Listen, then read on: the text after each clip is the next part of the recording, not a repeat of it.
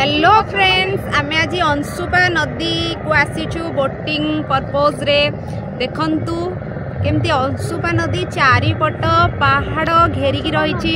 सूर्य अस्त हेउछंती।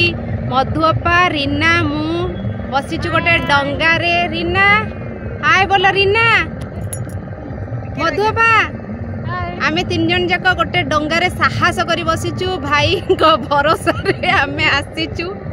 संपूर्ण रूपे भाई को भरोसा रे आमे आसीचु। एटा बोट नो एटा प्लेन डंगा। देखंतु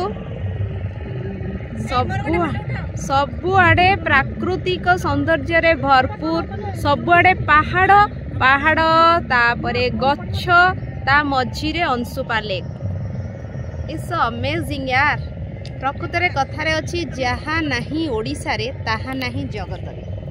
एथरो आपण माने जानि पारथि बढ़िया लगुच। मस्त व्यू देख। सूर्य पहाड़ तले अस्त हे जाउछंती। भाई आमर डंगारे आमको नौछंती। धीरे धीरे आम डंगा पवन रे दोहली दोहली अंशुपा नदी को क्रॉस करूछ। आ आमे आरो मजा नेउछु।